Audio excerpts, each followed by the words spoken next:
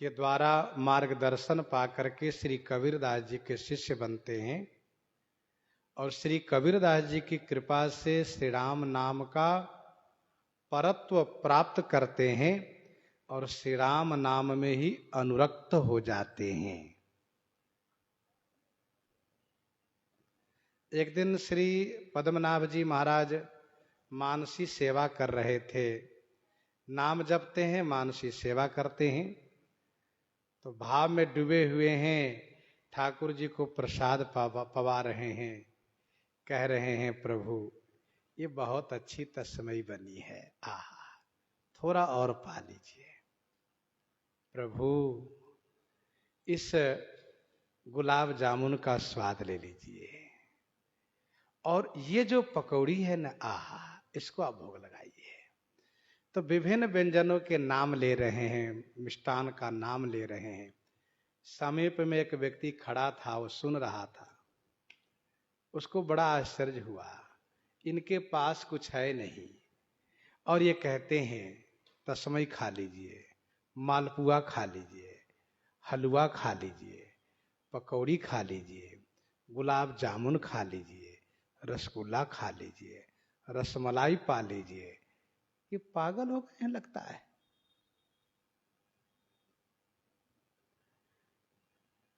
थोड़ी देर के बाद श्री पद्मनाभ जी ने उनसे कहा, लो भैया तुम प्रसादी ले लो। तो उसको लगा प्रसादी क्या देंगे, फिर भी जब कहा, उसी भाव वेश में देख रहे हैं वो खड़ा है, तो श्री पद्मनाभ जी ने कहा प्रसादी। जैसे हाथ फैलाया, कहा दोनों हाथ फैलाओ।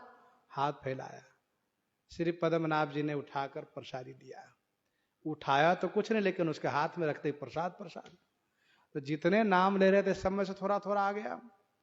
तब उसको लगा, रे बाबा तो बाबा हैं, बाबा जी इस प्रकार से देखो सब प्रसाद दिए।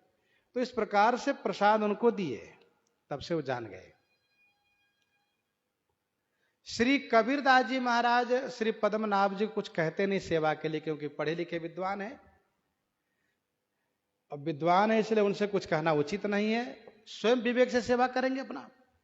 तो पद्मनाभ जी से कुछ कहते नहीं, लेकिन पद्मनाभ जी स्वयं अपनी ओर से सेवा करते हैं, क्योंकि पद्मनाभ जी इस बात को जानते हैं कि गुरु जी की सेवा करनी चाहिए, भगवान की सेवा करनी चाहिए, इसलिए उनको सेवा पर निष्ठा है।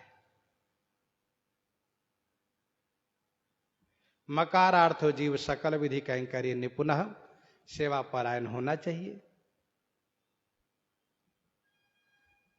तो श्री कबीरदास जी एक दिन स्वयं घड़ा लिए और जल लेने के लिए जब चलने लगे, तो पद्मनाभ जी ने जैसे देखा वैसे घड़ा ले लिया। कहा गुरु जी आप नहीं, मैं जल ले आता हूं। कहा अच्छा ठीक है। जल लेने के लिए भी नहीं कहते उनको, वो स्वयं जल लावे, अलग बात है। श्री पद्मनाभ जी गंगा किनारे पहुंचे, देखा बड़ी भीड़ छाई है। क्या भीड़ है, उसी बात को स्वामी प्रियादास जी कहते हैं। काशी बासी साहू भयो कोढ़ी सो निबाह कैसे, परी गए कृमि चलो बूढ़ी बेको भी रहे। काशीबासी साहू भयो कोढ़ी सो निबाह कैसे।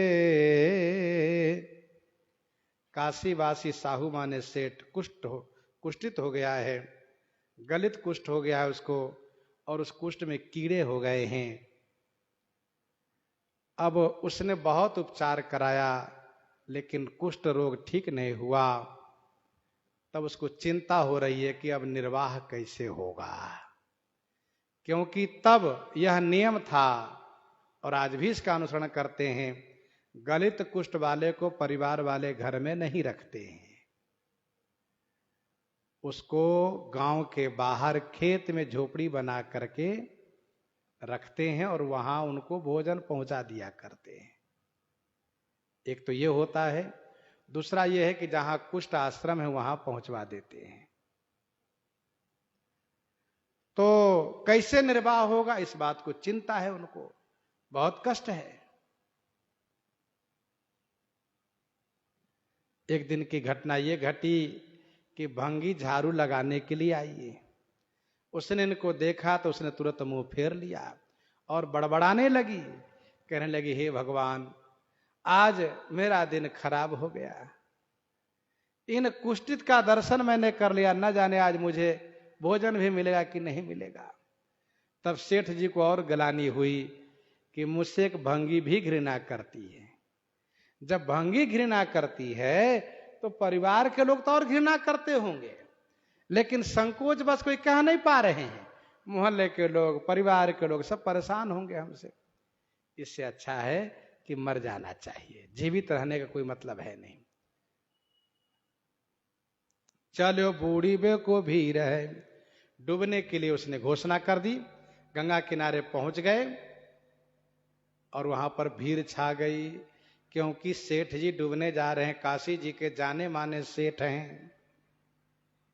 निक से पदम आए, निक से पदम आए, पूछी ढीग जाए कही, गही देह खोली गुण, निहाए गंगा नीर है। निक से पदम आए। श्री पद्मनाभ जी गंगा किनारे आ चुके, देखा बड़ी भीड़ है, पूछा क्या बात है। कहा सेठ जी ग्लानि से ग्रस्त होकर के डूबने आए हैं। श्री पद्मनाभ जी ने कहा, सुनो,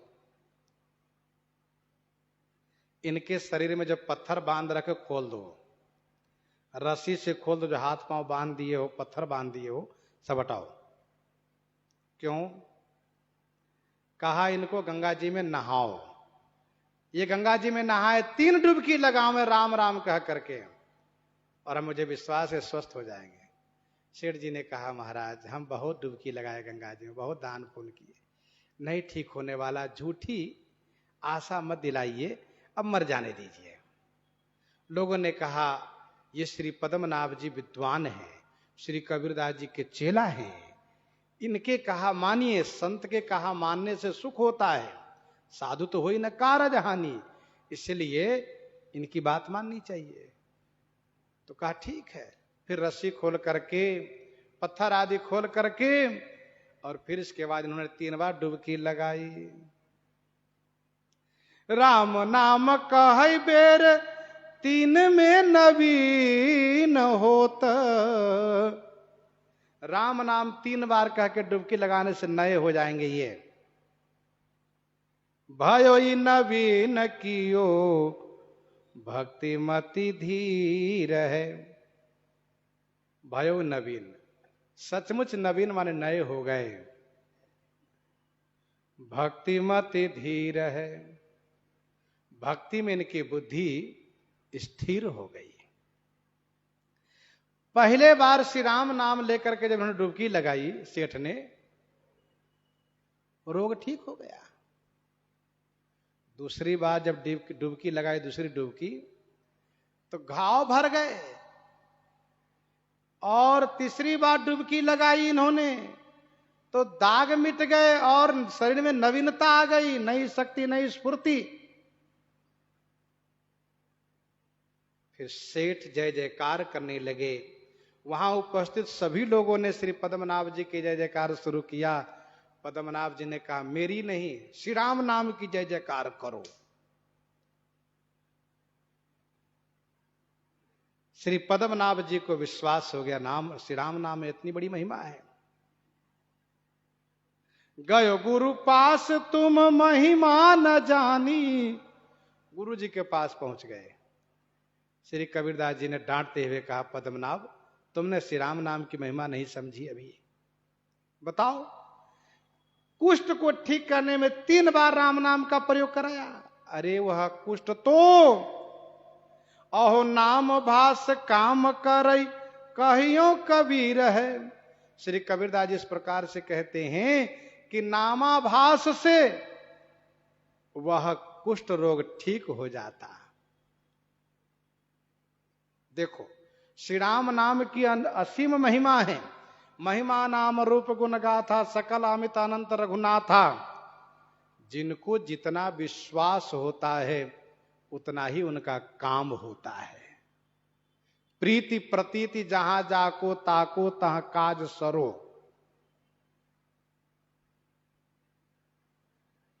श्री कबीरदास जी के लिए नामाभास से कुष्ठ रोग ठीक हो जाता है। पद्मनाभ जी के विचार में 3 बार राम नाम लेने से कुष्ठ रोग ठीक होता है, पर सेठ को विश्वास नहीं था, इसलिए वह राम राम के डुबकी लगा तब वो ठीक नहीं हुआ था। और सबसे बड़ी बात है कि राम नाम की महिमा तो वैसी ही है, लेकिन संत का माध्यम हो, संत महापुरुष के कहने पर श्री राम नाम जब लेते हैं तो वह श्री राम नाम अवश्य अपना चमत्कार दिखाते हैं। एक सेठ था, नामाभास से क्या फल मिलता उसके बारे में सुनिए। एक सेठ था, वह बहुत बड़ा वेश्या का भगत था। घर में पोते की शादी थी, बहुत मिठाइयां बनी, उनमें से कुछ पोटली बांध करके पहुंचा वह वेश्या के घर, और उसने आवाज लगाई क्योंकि सीढ़ी पर चढ़ नहीं सकता था, वृद्ध हो गया था। वह यही कहना चाहा कि एरी सुनो, ये पोटली थाम लो, लेकिन एरी न कह करके उनके मुख से निकला हरि, हे हरि पोटली थाम लो, हे हरि पोटली थाम लो। वह गिर गया सेठ, मृत्यु हो गई। भगवान के पार्षद आए, उनको ले गए जमदूत को भगा करके। यह है नाम की महिमा। एक गुरु चेला थे, एक गुरु चेला, उनके चेला गए नहाने के लिए गंगा जी किनारे। जब नहाने गए तो वहीं घाट पर एक डोम की पत्नी आई थी पानी भरने के लिए, डोमिन आई थी। अब घड़ा में पानी तो भर लिया लेकिन उठा नहीं पा रही थी, तो उसने कहा बाबा जी मेरा घड़ा उठवा दीजिए। तो बेचारे वे चेला जी बड़े असमंजस से पड़ गए, अभी तो नीच जाती कि इसको छूंगा कैसे, ये पानी भरिए छूंगा मैं अशुद्ध हो जाऊंगा, और इसको कोई उठाने वाला है भी नहीं। उठाना भी धर्म कहता है कि परिस्थिति में सहयोग करना चाहिए चाहे कोई भी हो। तब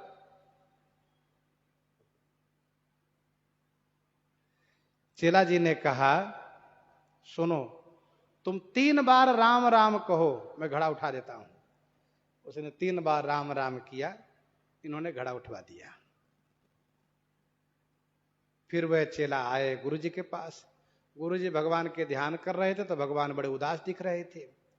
गुरु जी ने पूछा जय जय क्या हो गया, आज क्यों आप उदास लग रहे हैं?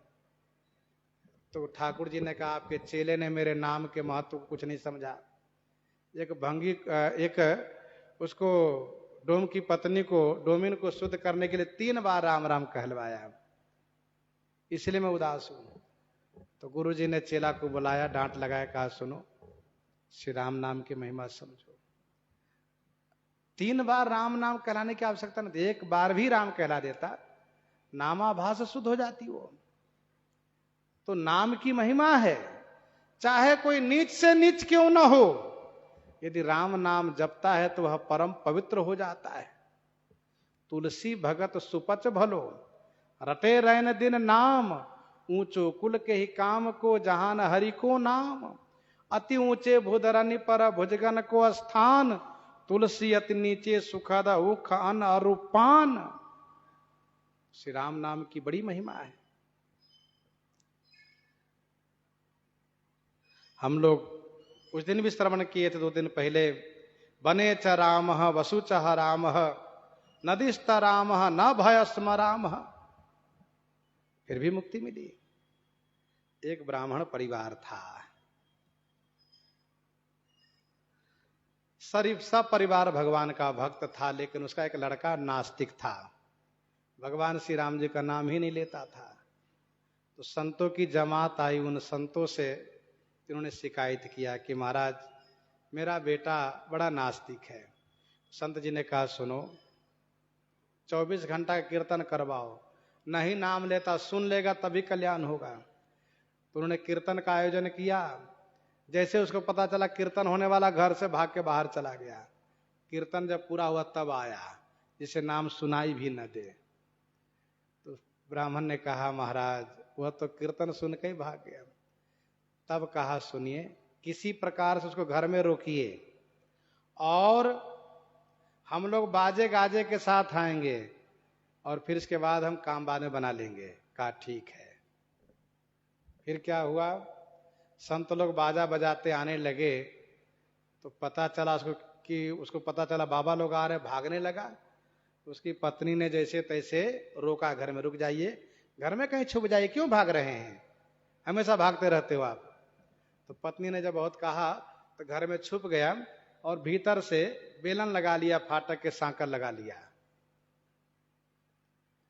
आए बाबा लोग, राम श्याम किए, भजन कीर्तन किए, भोजन प्रसाद पाए, जय जयकार करते बाजा बजाते चले गए। और जो महंत जी थे, हट्ठे कट्टे महंत पहलवान, वे रुक गए। तो उसको लगा कि सब बाबा जी चले गए, वो भी चले गए होंगे, सब चले गए होंगे।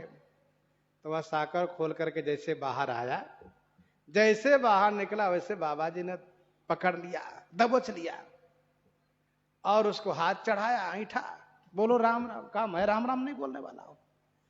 वो बोलता मैं नहीं बोलने वाला, कुछ नहीं बोलने वाला हूं। तो उसको पटक करके बाबा ने अपना घुटना उनके सीने पर रखा और घुटना रख करके जब उसको दबाना शुरू किया और उसको लगा कि अब तो मेरा प्राण चला जाएगा, तो कहा चाहे कुछ भी कर लो, मैं मर जाऊं भले ही, राम राम नहीं कहने वाला हूं। छोड़ दिया बाबा जी ने। कहा सुनो, अब तुम भले कभी राम राम मत कहना।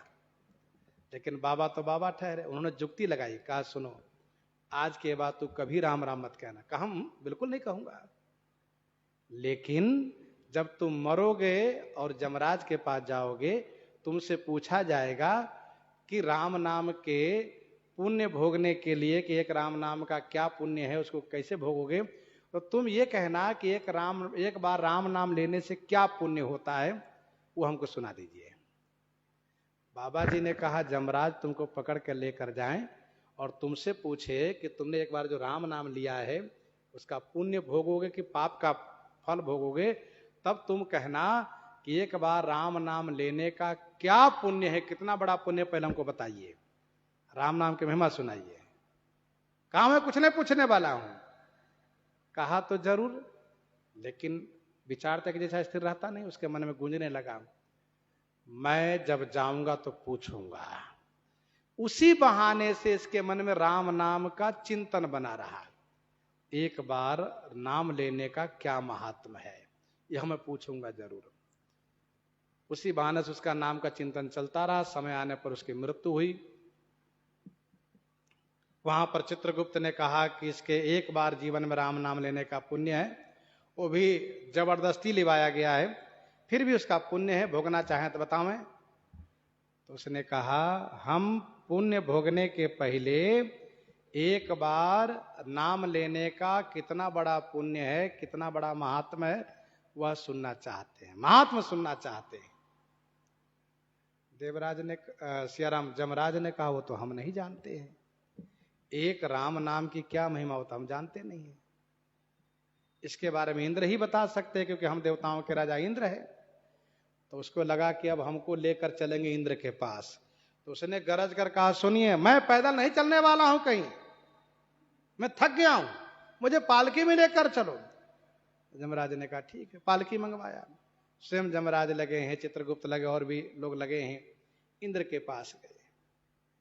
इंद्र ने भी वही असमर्थता बताई कि एक बार नाम लेने का क्या महात्म्य हो तो हम भी नहीं जानते।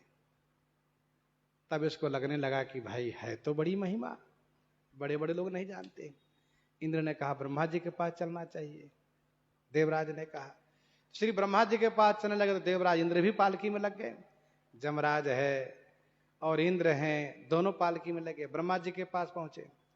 ब्रह्मा जी ने भी कहा कि भाई एक बार श्री राम नाम लेने की क्या महिमा है, वो तो हम भी नहीं जानते।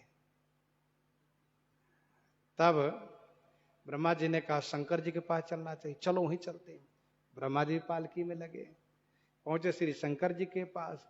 शंकर जी ने कहा हम तो भले ही दिन रात राम राम करते हैं, लेकिन एक बार नाम लेने का क्या महात्मा तो हम भी नहीं जानते हैं। तो कहा चलिए जिनका नाम है उन्हीं के पास चलते हैं। तो अब जमराज, देवराज इंद्र, ब्रह्मा जी, शंकर जी सब पालकी में लगे हैं, पहुंचे श्री राम जी के पास। श्री राम जी मुस्कुरा दिए। जैसे वहां पहुंचे और वैसे ही उस पापी को खींच करके अपने गोदी में बैठा लिए और श्री राम जी ने मुस्कुराते हुए कहा, देवताओं, एक बार राम नाम कहने की क्या महिमा वो हम ही नहीं जानते हैं। बस ये यहां पर आ गया, अब इसको रहने दीजिए, अब आप लोग जाइए।